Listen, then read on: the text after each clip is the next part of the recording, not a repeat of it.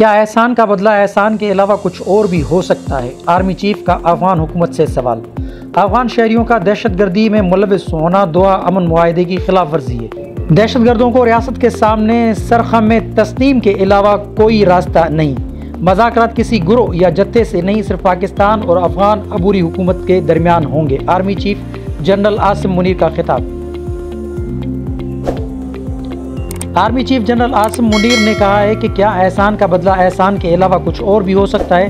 افغان شہریوں کا دہشت گردی میں ملوث ہونا دوحہ امن معاہدے کی خلاف ورزی ہے۔ دہشت گردوں کو ریاست کے سامنے سرخم تسلیم کے علاوہ کوئی راستہ نہیں۔ مذاکرات کسی گروہ یا جتھے سے نہیں، صرف پاکستان اور افغان عبوری حکومت کے درمیان ہوں گے۔ انہوں نے قبائلی گرینڈ جرگے سے خطاب کرتے ہوئے کہا کہ پاکستان ریاست مدینہ کے بعد کلمے کے نام پر بننے والی دوسری ریاست ہے۔ پاکستانی فوج شہداء کی فوج ہے، جس کا نعرہ ایمان، تقوی اور جہاد فی سبیل اللہ ہے۔ ہم اللہ کے راستے میں جہاد کر رہے ہیں، کامیابی ہماری ہی ہوگی۔ پاکستان فوج کا مقصد اور نصب العین شہید یا غازی ہے۔ خیبر پختونخوا پولیس ایک شاندار فورس ہے، اس کی بے پناہ قربانیاں ہیں۔ افغان شہریوں کا پاکستان میں دہشت گردی کے واقعات میں ملوث ہونا دوحہ امن معاہدے کی خلاف ورزی ہے۔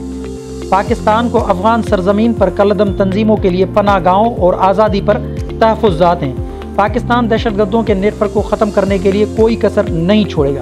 پاکستان میں دہشت گردی کی کوئی جگہ نہیں، کسی بھی گروہ یا جتھے سے بات نہیں کی جائے گی۔ آرمی چیف نے کہا کہ اگر مذاکرات ہوئے تو وہ صرف اور صرف پاکستان اور افغان عبوری حکومت کے درمیان ہوں گے۔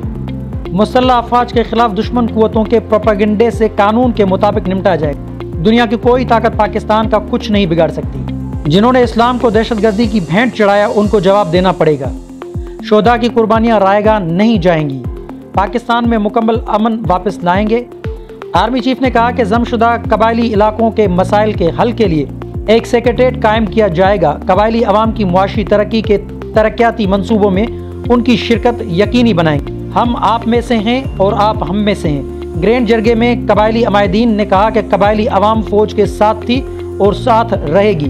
کالعدم ٹی ٹی پی اور اس کا نظریہ کسی بھی قبیلے کے لیے قابل قبول نہیں ہوگا۔ مزید خبروں اور اپڈیٹ کے لیے جوت نیوز کو لائک کریں، سبسکرائب کریں اور کمنٹ سیکشن میں اپنی رائے کا اظہار ضرور کریں۔ اللہ حافظ۔